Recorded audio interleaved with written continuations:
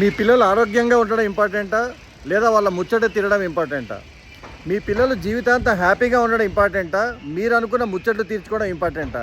ప్రతి పేరెంట్ ఆలోచించుకోవాల్సిన ప్రశ్న ఇది. పిల్లలు ఉన్న ప్రతి ఫ్యామిలీకి పేరెంట్కి ఖచ్చితంగా షేర్ చేయాల్సిన రీల్ ఇది.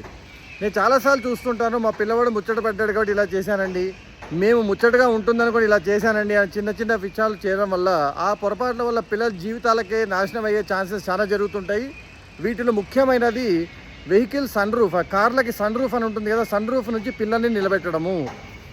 ఏదో హైవేల మీద వెళ్ళేటప్పుడు నిలబెడుతున్నారు అనేది కూడా తప్పు. ఎందుకంటే హైవేలో మీరు వెళ్ళే స్పీడ్కి అదే 60 80 120 స్పీడ్లో వెళ్తున్నప్పుడు ఆ పిల్లవాడు పైకి వెళ్ళి నుంచొని ఉన్నప్పుడు సడన్ బ్రేక్ పడినప్పుడు ఆ పిల్లవాడు పరిస్థితి ఏంటి?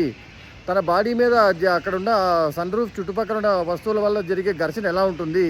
ఆ ఫ్రిక్షన్కి తన బాడీ తట్టుకోగలదా? ఆ యాక్సిడెంట్లో తను సర్వైవ్ అయ్యే ఛాన్సెస్ ఉంటాయి? అసలు హైవే మీద పోతున్నప్పుడు పిల్లలకి ఫస్ట్ చేయాల్సి సీట్ బెల్ట్ పెట్టడం, సన్ రూఫ్ నుంచో పెట్టడం కాదు. ఇంకా ఘోరం ఏంటంటే సిటీ రోడ్ల మీద కూడా సన్ రూఫ్ పెట్టుకొని తిరుగుతూ ఉంటారు.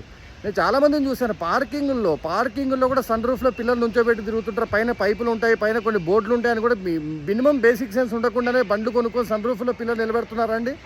మొన్నే చూశారు మీరు, కర్ణాటకలో బెంగళూరులో ఎక్కడో ఒక పిల్లవాడు సన్ రూఫ్లో నిలబడి వెళ్తూ ఉంటే పైన ఒక బ్యారికేడ్ దగ్గర ఆ పిల్లోడు తల కంప్లీట్గా తల పగిలి హాస్పిటల్లో చేరిపోయాడు కదా. ప్రాణాలు పోతున్నాయి. మీ పిల్లల ముచ్చట్ల కన్నా ప్రాణాలు ఇంపార్టెంట్.